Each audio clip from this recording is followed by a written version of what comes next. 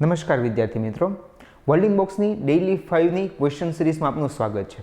યુટ્યુબના ચેનલના માધ્યમથી દરેક વિષયના અલગ અલગ વિષયો જે છે તેના દરરોજ મહત્વના 5 પ્રશ્ન જે છે તેની અહીંયા ચર્ચા કરવામાં આવી રહી છે.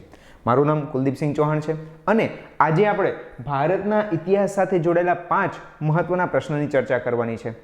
તો આપણે આ પ્રશ્નોની ચર્ચા કરીએ તો સૌપ્રથમ પ્રશ્ન છે, મોહેંજો-દડોના સ્થળનું ખોદકામ કોના દ્વારા કરવામાં આવ્યું હતું? હવે આ પ્રશ્ન જે છે તે એકદમ સરળ છે. આપણને ખ્યાલ છે કે મોહેંજો-દડો જે સ્થળ જે છે તેનું ખોદકામ જે છે તે ઇતિહાસકાર રખાલદાસ બેનર્જી દ્વારા કરવામાં આવ્યું હતું. પણ પરીક્ષાની અંદર આ પ્રશ્ન પૂછાઈ ચૂકેલો છે. પણ આવા જે સરળ પ્રશ્ન પૂછાઈ પણ શકે છે, રિપીટ પણ થઈ શકે છે. પણ હવે જો આપણે થોડું એના વિશે વધારે એનાલિસિસ કરીએ અને મોહેંજો-દડો વિશે વધારે વિગતવાર માહિતી લઈએ તો આ સિવાય બીજા પણ પ્રશ્ન પૂછાઈ શકે એવા હોય અથવા તો પૂછાઈ ચૂક્યા હોય તો એના વિશે પણ આપણને માહિતી મળે અને આપણો જે છે તે વાંચવાનો અને પ્રશ્નનો જવાબ આપવાનો વિસ્તાર જે છે તે વધી શકે છે. તો મોહેંજો-દડો વિશે આપણે સૌપ્રથમ વાત કરીએ તો આપણને એ તો ખ્યાલ છે કે મોહેંજો-દડો વર્તમાન પાકિસ્તાન દેશની અંદર સિંધ પ્રાંતની અંદર લાલખાન જિલ્લાની અંદર આવેલું છે. આ મોહેંજો-દડોના જો શોધકામની વાત કરીએ તો 1922ની અંદર રખાલદાસ બેનર્જી દ્વારાનું શોધકામ કરવામાં આવ્યું છે. આ મોહેંજો-દડો જે છે તેના જો વિસ્તારની વાત કરીએ તો આ વર્તમાન સમયગાળામાં ભારત અને પાકિસ્તાનનું અથવા તો સિંધુ સભ્યતાનું સૌથી મોટું સ્થળ છે તેવી આપણને તેના વિસ્તારના આધારે માહિતી મળે છે. આ નગર વેપારનું પણ એક મુખ્ય કેન્દ્ર હતું. આ નગરમાં માત્ર વેપારની જો વાત કરીએ તો માત્ર અહીંયા જ એટલે કે હડપ્પા સભ્યતાના નગર સાથે જ વેપાર થાય છે એવું નથી. આ નગર સિવાય ભારતની બહાર પણ વેપાર થતો હતો. જેમ કે ઈરાન સાથે થતા વેપારની અનેક મુદ્રાઓ આપણને મોહેંજો-દડો સાથે જોડાયેલી ઈરાનના વેપારની અનેક મુદ્રાઓ આપણને મોહેંજો-દડો નગરમાંથી પ્રાપ્ત થઈ છે. એનો મતલબ વેપાર માટે આ નગર જે છે તે ખૂબ જ અગત્યનું હશે. આ સિવાય વધારે વાત કરીએ તો વ્યાપાર સિવાય પણ આ નગર જે છે તે ઘણું અગત્યનું હતું.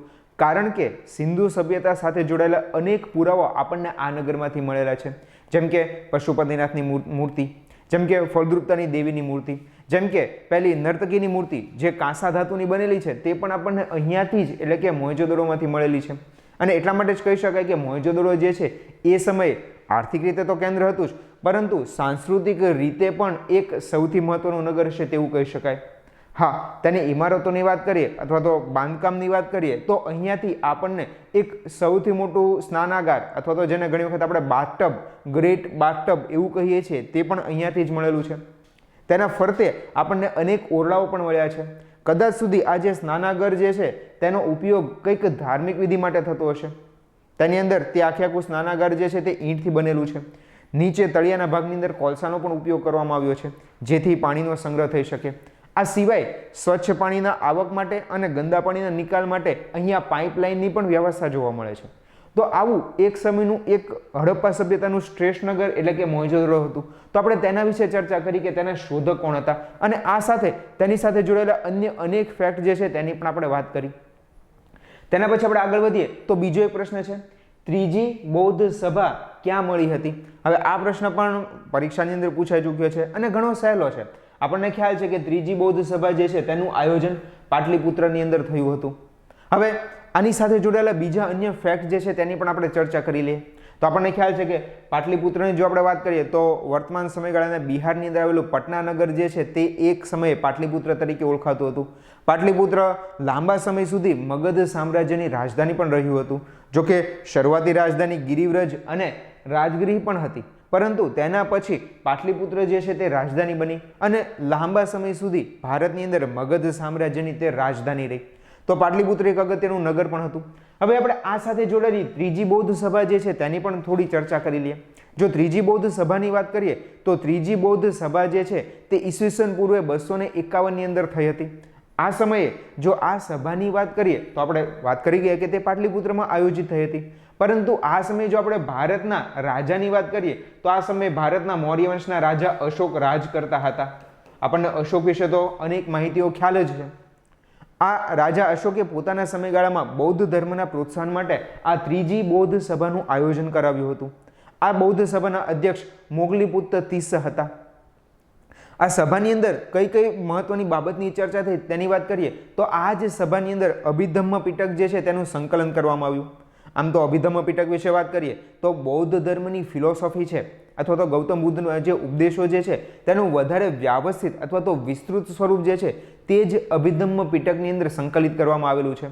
આમ અભિધમ્મ પિટક બેઝિકલી બૌદ્ધ ધર્મની ફિલોસોફી અથવા તો તેનું તત્વજ્ઞાન જે છે તે જ રજૂ કરે છે. તો અહીંયા આપણે બૌદ્ધ ધર્મની આ જે પ્રશ્ન હતો ત્રીજી બૌદ્ધ સભા ક્યાં મળી હતી તેની આપણે ચર્ચા કરી, જે પાટલીપુત્રમાં મળી હતી. હા, અહીંયા જો અન્ય ઓપ્શનની વાત કરીએ ને તો પણ આપણે થોડું બૌદ્ધ સભા સંગતિ વિશે વાત કરી શકીએ એમ છીએ.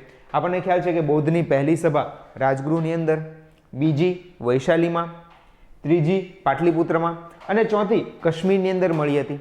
હવે આ પહેલાના 3 નગરની જો વાત કરીએ તો આ 3 નગર જે છે તે વર્તમાન બિહાર રાજ્યની અંદર આવેલા છે, જ્યારે આ ચોથું એ તો કાશ્મીરમાં જ આવેલું છે, પરંતુ કાશ્મીરમાં પણ આવેલું કુંડલવન જે છે ત્યાં ચોથી બૌદ્ધ સભાનું આયોજન કનિષ્ક રાજાના, કુષાણ વંશના રાજા કનિષ્ક હતા તેમના તત્વાધાનમાં તે સમયે થયું હતું, જેના અધ્યક્ષ વસુમિત્ર હતા. તો અહીંયા આપણે ખાસ કરીને ત્રીજી બૌદ્ધ સભા અને અન્ય બૌદ્ધ સભા હતી તેની દરેકની વાત કરી. હા, એ પણ યાદ રાખી શકાય કે પ્રથમ બૌદ્ધ સભા જે રાજગૃહમાં મળી હતી તેની અંદર સૂત પીટક, બીજી બૌદ્ધ સભા તેમાં સૂત પીટક સાથે સાથે વિનય પીટકના અમુક ભાગોનું, ત્રીજી બૌદ્ધ સભામાં મુખ્ય રીતે અભિધમ્મ પીટક અને ચોથી બૌદ્ધ સભામાં જ્યારે આયોજન થયું ત્યારે બૌદ્ધ ધર્મ જે છે તે 2 ભાગની અંદર વહેંચાઈ ગયો, હિનયાન અને મહાયાન. તો અહીંયા આપણે આ પ્રશ્ન જે છે બૌદ્ધ સભા શું હતી અને મુખ્ય રીતે ત્રીજી બૌદ્ધ સભા તેની આપણે ચર્ચા કરી. તેના પછી આપણે આગળ વધીએ તો કયા બહમની શાસકે બીજાપુરમાં ગોળ ગુંબજનું નિર્માણ કરાવ્યું હતું? તો આપણે બીજાપુરના શાસકની અથવા તો બીજાપુરના રાજાઓની વાત કરીએ તો તેમાં આદિલ શાહ જે છે તેમણે પોતાના સમયગાળાની અંદર બીજાપુરની અંદર ગોળ ગુંબજનું નિર્માણ કરાવ્યું હતું. હવે હકીકતે આમાં થોડો વધારે ડિટેલમાં ફેક્ટ જોઈએ, આ પ્રશ્ન પણ પૂછાઈ ચૂક્યો છે, આ પ્રશ્ન આ જ રીતે પૂછાયો છે, પણ હવે આપણે એના થોડા વધારે ડિટેલમાં જઈએ ને તો આમ જોવા જઈએ તો બહેમની શાસક જે છે તેમને આદિલશાહી વંશ તરીકે ઓળખાતા હતા. એટલે કે બહેમની સામ્રાજ્યમાં બીજાપુરના જે રાજાઓ જે છે અથવા તો તે મુસ્લિમ ધર્મના હતા, તો આપણે એવું કહી શકીએ કે તે સુલતાન અથવા તો જે બાદશાહ હતા તે આદિલશાહી વંશના હતા. એટલા માટે ઘણી વખત આપણે તેને આદિલશાહ પણ કહીએ છીએ, પણ હકીકતે મોહમ્મદ આ વંશની અંદર 5 રાજા થયા હતા. તે પૈકીના મોહમ્મદ આદિલશાહ જે છે તેમણે આ બીજાપુરના ગોળ ગુંબજનું નિર્માણ કરાવ્યું હતું. હવે ગોળ ગુંબજ વિશે આપણે થોડી માહિતી લઈએ તો ગોળ ગુંબજ ભારતનો સૌથી મોટો ગુંબજ છે અને જો વિશ્વની દ્રષ્ટિએ વાત કરીએ તો વૈશ્વિક રીતે આ બીજો સૌથી મોટો ગુંબજ છે. તેના વ્યાસની વાત કરીએ તો તે 44 મીટરનો ડાયામીટર એટલે કે વ્યાસ ધરાવે છે. આ ગોળ ગુંબજ સ્થાપત્યની વિશેષતાની બીજી પણ એક વાત કરીએ ને તો આ જે ગુંબજ આટલો મોટો હોવા છતાં પણ તેને કોઈ પિલર એટલે કે આધાર સ્તંભની જરૂર પડી નથી. હા, તેના 4 પાયા એટલે કે ગુંબજના ચારે ભાગમાં ખૂણા ઉપર 4 પાયા જોવા મળે છે, પણ વચ્ચેના ભાગની અંદર ગુંબજ જે છે તેમાં કોઈ પિલર્સ જોવા મળતા નથી. અહીંયા 8 જેટલી આર્ક એટલે કે મહેરાબ જે છે તેના નિર્માણ વડે તેના અલગ અલગ સ્થાનમાં ગોઠવી અને આ ગુંબજ જે છે તેનું નિર્માણ કરવામાં આવ્યું છે.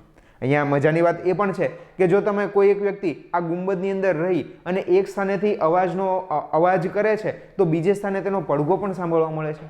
તો આવો જે ગોળ ગુંબજ જે છે તે શું છે, તેનું સ્થાપત્યની દ્રષ્ટિએ શું મહત્વ છે તેની આપણે વાત કરી.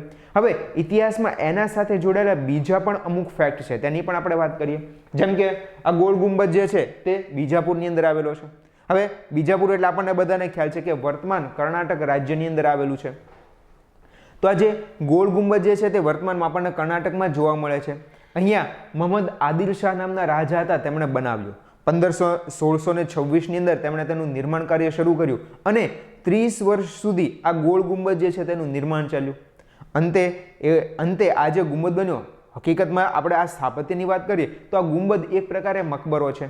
અહીંયા મોહમ્મદ આદિલ શાહ જેમણે તેને બનાવ્યો તેને જ દફન કરવામાં આવ્યો છે. આ સિવાય તેમની પત્ની અને તેમના દીકરાઓ વગેરે એટલે કે તેમના પરિવાર પણ અહીંયા જ દફન કરવામાં આવ્યો છે.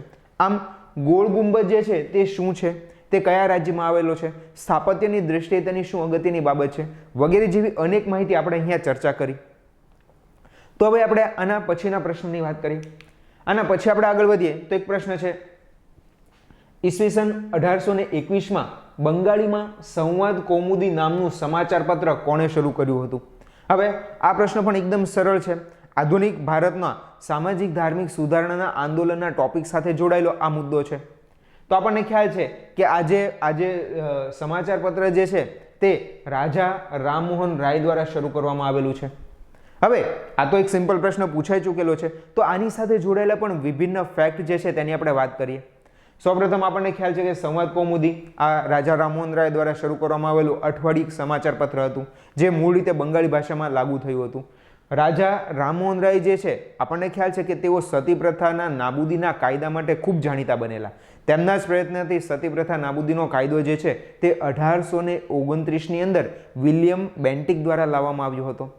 તો આજે એમના જે પ્રયત્ન જે છે, તેમના જે સતી પ્રથા પ્રત્યેના વિચાર હતા તેને શું કામ નાબૂદ કરવી જોઈએ, આ હિન્દુ ધર્મની અંદર આવી કોઈ પ્રથા જ નથી, એવા વિચારો તેમણે આ જ સમાચાર પત્ર દ્વારા રજૂ કર્યા હતા. તો આ સંવાદ કૌમુદી શું છે, બંગાળી ભાષામાં લખાય છે, તેની આપણે વાત કરી. હવે એક નાની એવી ચર્ચા રાજા રામમોહન રાય વિશે પણ કરી લઈએ.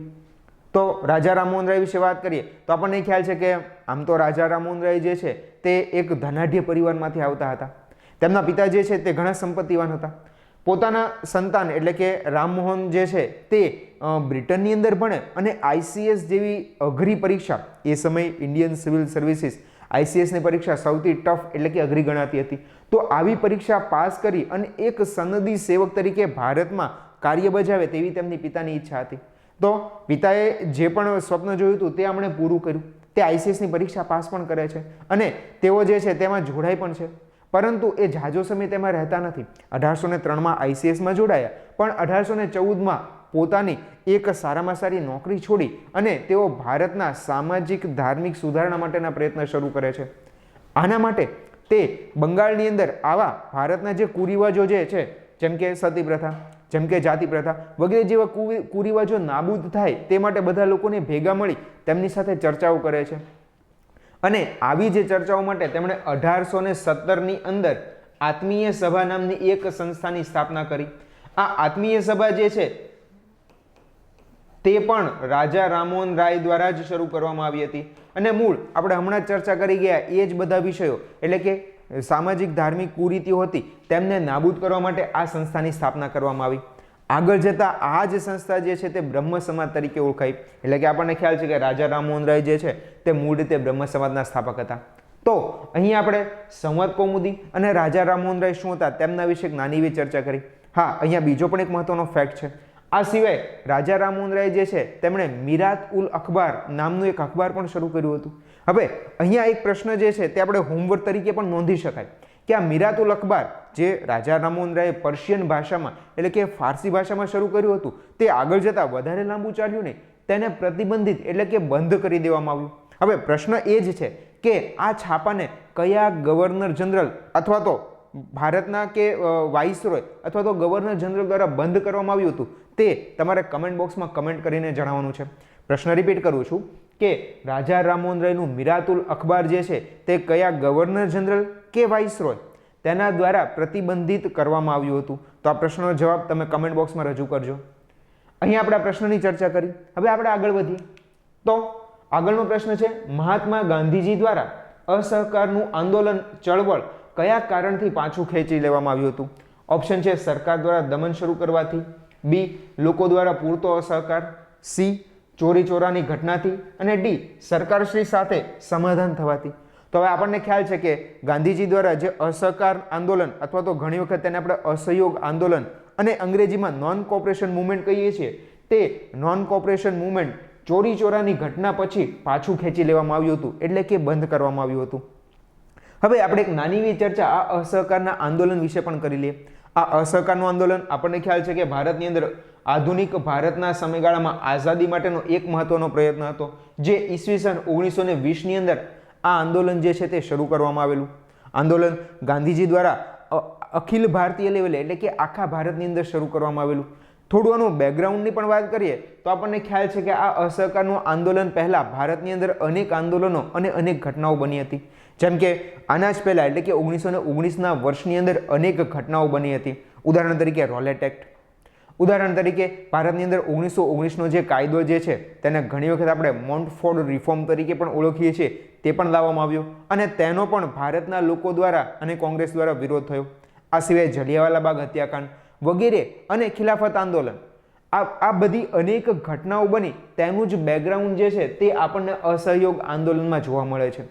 આ બધી જ આંદોલન જ્યારે ભેગા થયા ત્યારે ગાંધીજીને એવું લાગ્યું કે 1920માં જો હવે અખિલ ભારતીય લેવલે એટલે કે આખા ભારતના સ્તર ઉપર એક મોટું આંદોલન શરૂ કરવામાં આવશે ને તો અંગ્રેજો ચોક્કસ ભારતમાંથી જતા રહેશે અને ભારતને આઝાદી મળશે.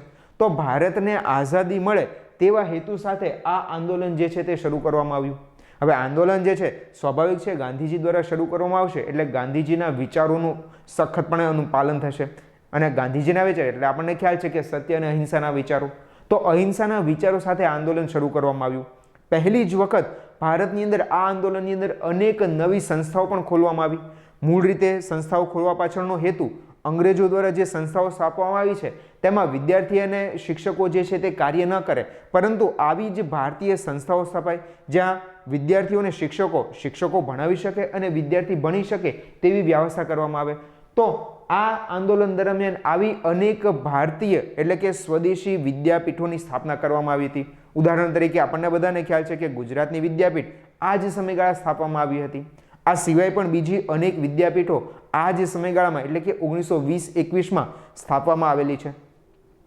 તો અસહકારનું આંદોલન આપણે આના વિશે ચર્ચા કરી. આ સિવાય આ આંદોલનની અંદર બીજા પણ અનેક કાર્યક્રમો થયા હતા, જેમ કે ચરખો કાતવો, જેમ કે દારૂની દુકાનો પર ધરણા કરવા વગેરે જેવા અનેક કાર્યક્રમો આ જ આંદોલનની અંદર થયા હતા.